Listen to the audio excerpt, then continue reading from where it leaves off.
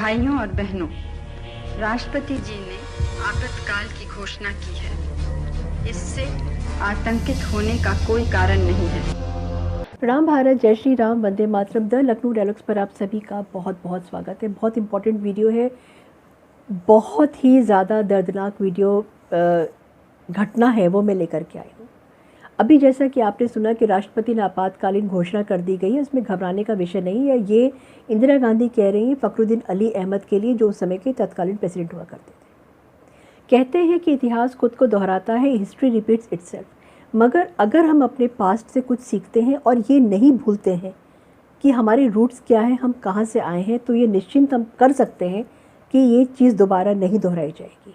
वो चीज़ जिसने पूरी भारत को खंड खंड कर दिया था। 25 जून 1975 का आपातकाल, जब तब की प्रधानमंत्री इंदिरा गांधी ने देश भर में इमरजेंसी घोषित कर दिया था, आपातकालीन घोषित कर दिया था। यह स्वतंत्रता के बाद भारतीय इतिहास का सबसे बड़ा काला दिन था। अंदरूनी और बाहरी खतरे का हवाला देकर के आपातकाल लगाया गया था। इसके बाद विपक्षी नेताओं को जेल में डाला नहीं गया था, जेल में ठूंस दिया गया था। नागरिक अधिकारों को कुचल दिया गया था, स्वतंत्रताओं को ख़त्म कर दिया गया था। Vijayraj Scindia, Atal Bihari Vajpayee, just to name the few people, Arun Jaitley, Lal Krishna Advani, Jayaprakash Narayan, Mulayam Singh Yadav, Akhilesh Yadav के पिताजी मुलायम सिंह यादव, मोरारजी देसाई, जॉर्ज फर्नांडिस, सभी दिग्गज नेताओं को गिरफ्तार कर लिया गया था। ये 21 महीने चला, 25 जून 1975 से 21 मार्च 1977 तक। चुनाव रद्द कर दिए गए, सख्त सेंसरशिप लगा दी गई थी, विरोधियों को जेल में ठूंस दिया गया था और यहाँ तक कि बड़े पैमाने पर ज़बरदस्ती नसबंदी अभियान चलाया गया था। और इसको चलाया था इंदिरा गांधी के छोटे बेटे संजय गांधी ने, मेनका गांधी के हस्बैंड और वरुण गांधी के पिताजी। नेहरू मेमोरियल म्यूज़ियम और लाइब्रेरी में मौजूद भारत में राजनीतिक कैदियों का उत्पीड़न, इसके नाम की एक किताब है और उस पर पुलिस के अत्याचारों का जिक्र किया गया है, जो इंदिरा गांधी के आपातकाल के दौरान राजनीतिक कैदियों के साथ किए गए थे। डॉक्यूमेंटेड है। जयप्रकाश नारायण और मोरारजी देसाई जैसे प्रमुख नेताओं को सुबह सुबह गिरफ्तार करके किसी अज्ञात अननोन जगह पर ले जाया गया था और कई दिनों तक ये बताया ही नहीं गया था कि वो कहाँ हैं, कैसे हैं और किस हाल में हैं। ये था इमरजेंसी का टाइम, जब बड़े बड़े नेताओं की यह हालत थी। स्वतंत्रता संग्राम में हिस्सा लेने वाले नेताओं को कहना है कि ब्रिटिश सरकार तक ने कभी भी गिरफ्तारियों और उत्पीड़नों की जो खबरें थी उनको दबाने का ऐसा तरीका नहीं अपनाया था जैसा कि इंदिरा गांधी ने आपातकाल में किया था। पुलिस हिरासत में यातना का जो स्तर था वो बेहद अमानवीय था। आप सुनेंगे तो आप बिल्कुल कांप जाएंगे, गूज़बम्स हो जाएंगे आपको। विशेषकर हरियाणा, केरल, कर्नाटक और मध्य प्रदेश जैसे राज्यों में ये सब हुआ जैसे कि उन लोगों को एक सबक सिखाने का आदेश दिया गया हो। जो इंदिरा गांधी की आवाज़ के खिलाफ जो आवाज़ उठा रहे थे, उनको जैसे लगा एक सज़ा दी जा रही है। सज़ा के अंडर में इनके ऊपर इस तरीके का पनिशमेंट दी गई थी। कैदियों को अवैध हिरासत में रखा गया और उन पर शारीरिक यातनाएं अगर आप सुनेंगे ना तो आप दहल जाएंगे। यातना के कुछ तरीके मैं आपको बताती हूँ। नंगे शरीर को जूतों से रौंदना, पैरों के तलवों को बेरहमी से पीटना, लाठी से मारना, जेड जैसी स्थिति में बनाकर बिठाकर रखना, रीढ़ की हड्डी और कानों में मारना तब तक ये आदमी व्यक्ति जो बेहोश ना हो जाए, शरीर के अंदर बिजली के तार डालना, पूरी तरह निर्वस्त्र करके बर्फ़ के ऊपर लेटने के लिए मजबूर करना, सिगरेट या मोमबत्तियों से त्वचा को जलाना, खाने पीने और सोने तीनों से वंचित करना, पेशाब पीने को मजबूर करना, उल्टी स्थिति में लटकाकर दोनों हाथों को पीठ के पीछे कसकर बांध देना, पुली के सहारे छत तक लटका देना ताकि व्यक्ति दोनों हाथों से उल्टी स्थिति में ही लटका रहे। आप इमेजिन करके देखिए, सोच करके बस देखिए। हाल ही में कांग्रेस समर्थक पत्रकार जो हैं वो राजदीप सरदेसाई, उन्होंने कहने की कोशिश की थी कि आपातकाल में ज़्यादातर अत्याचार जो है उत्तर भारत में हुए थे। नॉनसेंस। और दक्षिण भारत में इसका असर कम था। ये पूरी तरह गलत है, पूरी तरह गलत है। हैदराबाद में नरसिंह रेड्डी को दोनों कानों में इतना थप्पड़ मारा गया था कि खून बहने लगा और उसकी वजह से उनको अपना ऑपरेशन कराना पड़ा था। छात्र नेता राजवर्धन को इतनी बेरहमी से पीटा गया कि वो उल्टी करके बेहोश हो गया, फिर भी उसका इलाज नहीं कराया गया। वॉमिट करके बेहोश हो गया था। नेताओं के कपड़े उतार दिए जाते थे, खाना नहीं दिया जाता था और बेहद ठंड में उनको सुलाया जाता था, सारे कपड़े उतार करके बिना खाना दिए। 7 अक्टूबर 1975 को करीमनगर जिले के गोदावरी थाने में 7 लोगों को गिरफ्तार किया गया। क्यों? क्योंकि वे कुछ पोस्टर जो है वो दीवारों पर चिपका रहे थे। उनसे कपड़े उतारने को कहा गया और शरीर को जलाई हुई मोमबत्ती होती है उससे उनको दागा गया था। विशाखापट्टनम में एक राजनीतिक कैदी इरज्जी नाम था शायद उनको केवल राजनीतिक नारे दीवारों पर लिखने के लिए बिजली के झटके दिए गए थे। पूर्वी गोदावरी में कोका कुर्मा राव और कृष्ण प्रसाद जैसे लोगों को बेरहमी से पीटा गया और बालों से लटकाकर यातनाएं दी गई थी, तब तक जब तक कि वो बेहोश नहीं हो गए। कर्नाटक में छात्र छात्राओं को विमान शैली में लटकाने का तरीका अपनाया गया था, एरोप्लेन की तरह। दोनों हाथों को पीठ के पीछे कसकर बांधकर सीलिंग से लटका दिया जाता था। कर्नाटक में नरसम्मा नाम की एक महिला प्रदर्शनकारी थी जो गर्भवती थी, प्रेग्नेंट थी। उनको 15 अगस्त 1975 को गिरफ्तार किया गया था और जब वो डिलीवरी के लिए अस्पताल ले जाई गई, उनके पैरों को जंजीरों से बांध दिया गया था। उनकी नॉर्मल डिलीवरी होनी थी और उनके पैरों को जंजीरों से बांध दिया गया था। कर्नाटक में एक अन्य छात्र नेता के पूरे शरीर को जहरीली सुंडियों जो चींटियाँ होती हैं ना, उससे ढक दिया गया था। कन्नड़ अभिनेत्री नीलता रेड्डी और उनके पति ने आपातकाल का विरोध किया। वे जॉर्ज फर्नांडिस के करीबी थे जो फर्जी बड़ौदा डायनामाइट केस में गिरफ्तार किए गए थे। जब अंतिम चार्जशीट देश में पेश की गई थी तो उसमें स्नेहलता का नाम तक नहीं था। फिर भी उन्हें केवल जॉर्ज फर्नांडिस से संबंध होने के आधार पर दोषी मान लिया गया।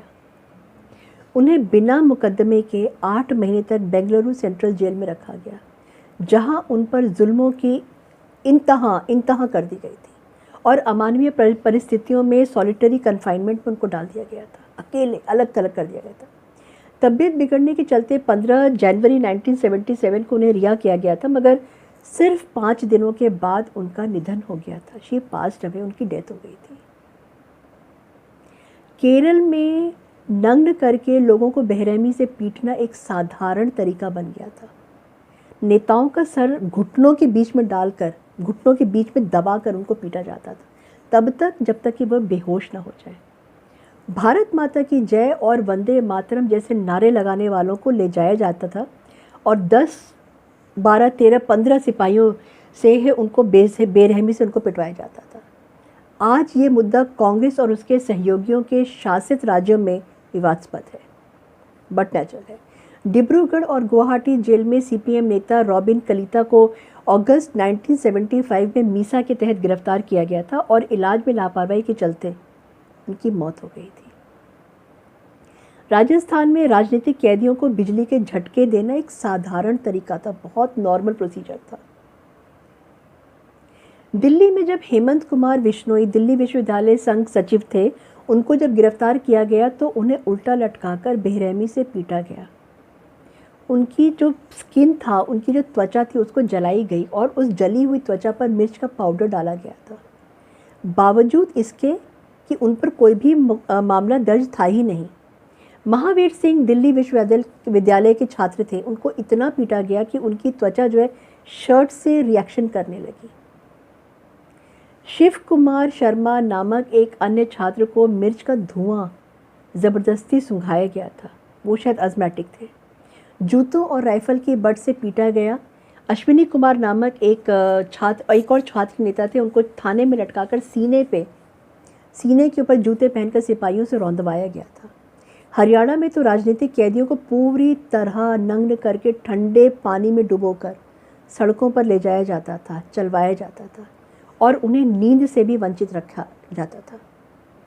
ये सब पुणे जैसे स्थानों में भी हुआ था, जहाँ 23 वर्षीय रत्नाकर आंधे जैसे लोगों को कई बार गिरफ्तार किया गया, बेरहमी से पीटा गया, पुराने टायर में डाला गया, तलवों, हथेलियों और जांघों में चोटें दी गई और जब उन्हें निकाला गया तो हाथ गर्दन से बांध दिए जाते थे। मौत के कगार तक आने तक उनको पीटा जाता था। इमेजिन करिए, सिर्फ इमेजिन करिए। मेरे रोंगटे खड़े हो गए थे, मेरी आंख में आंसू आ गए थे। ये तो बस कुछ संकेत हैं उन यातनाओं को जो इंदिरा गांधी के आपातकाल में दी जाती थी। असल में उनके जो अत्याचार थे इससे कहीं और ज़्यादा भयानक थे, भयावह थे। इसीलिए 25 जून 1975 का दिन हमें कभी नहीं भूलना चाहिए। ये वो दिन है जब भारतीय लोकतंत्र की हत्या की गई थी, जब डॉक्टर भीमराव अंबेडकर द्वारा बनाए गए संविधान में इंदिरा गांधी ने एक तरफा वन साइडेड बदलाव किया था और उसमें समाजवादी और धर्मनिरपेक्ष जैसे सेक्युलर जैसे वर्ड्स को जोड़ा था। ये सब उस संदर्भ में हुआ जब राजनारायण बनाम इंदिरा गांधी मामला चल रहा था। राजनारायण जो रायबरेली में इंदिरा गांधी से 1971 का चुनाव हारे थे, उन्होंने मामला दर्ज कराया कि इंदिरा गांधी ने चुनाव में सरकारी तंत्र का दुरुपयोग किया है, मिसयूज़ किया है गवर्नमेंट मशीनरी का। 12 जून 1975 को इलाहाबाद हाई कोर्ट ने इंदिरा गांधी को दोषी पाया, उनका चुनाव रद्द कर दिया गया और अगले 6 साल तक चुनाव लड़ने से रोक दिया गया था। इंदिरा गांधी ने सुप्रीम कोर्ट में मामले को चुनौती दिया था, मगर 24 जून 1975 को सुप्रीम कोर्ट ने फैसला अपना बरकरार रखा और ये बोला कि हाँ ये सही है और सभी विशेषाधिकार जो उनको मिले थे वो रद्द कर दिए गए। अगले दिन जयप्रकाश नारायण और मोरारजी देसाई ने इंदिरा गांधी के खिलाफ विरोध प्रदर्शन किया था और जब दिल्ली में एक विशाल रैली बुलाई गई थी तो इसे विद्रोह करार देते हुए इंदिरा गांधी जो तब तक प्रधानमंत्री थी, उन्होंने राष्ट्रपति फखरुद्दीन अली अहमद से आपातकाल लागू करने और मीडिया हाउस की बिजली काटने का अनुरोध किया। विपक्ष के सभी नेता गिरफ्तार कर लिए गए और वो भारतीय संविधान की हत्या का दिन था। This was the reason. अपने सुख के लिए इमरजेंसी लगाई गई थी, अपनी पावर के लिए इमरजेंसी लगाई गई थी। आज इंदिरा गांधी के पोते राहुल गांधी जो पीएम मोदी के तीसरे कार्यकाल में विपक्ष के नेता हैं और देश में क्षेत्रीय और जातीय तनाव को बढ़ावा दे रहे हैं ताकि मोदी सरकार द्वारा किए जा रहे रचनात्मक कार्य, जो उनके जो डेवलपमेंट के जो कार्य हैं, उसमें बाधा डाली जा सके। ये उसी परिवार की नीति है जो कभी संविधान का सम्मान नहीं करती है। संविधान उनके लिए सिर्फ एक शब्द है, एक वर्ड है, मगर आज उसी संविधान का हवाला देकर लोकतंत्र बचाने का ढोंग करते हैं राहुल गांधी। इसीलिए हमें संविधान हत्या दिवस यानी 25 जून 1975 को हमेशा याद रखना चाहिए ताकि वो काला इतिहास दोबारा ना दोहराया जाए। ये है, कहानी नहीं है, ये रियलिटी है उस चीज़ की जहाँ पर पावर आपके सर के ऊपर आकर के बोलती है और आप अपने आप को बिना पावर के इमेजिन ही नहीं कर सकते हैं। और उस पावर को वापस पाने के लिए सारी हदें पार की गई थी इमरजेंसी में। मेरे रोंगटे खड़े हो गए ये वीडियो बनाते समय। मैं कई बार मुझे लगा कि शायद मैं ब्रेक कर जाऊंगी बीच में, लेकिन हिम्मत करके मैंने बनाया और आप तक मैंने वो सच्चाई पहुंचाई है जो सच्चाई दबाई गई थी। और इसको जैसे अमित शाह कहते हैं कि हमें बिल्कुल नहीं भूलना चाहिए, इमरजेंसी बिल्कुल नहीं भूलना चाहिए। Thank you so much. जय हिंद, जय भारत, भारत माता की जय।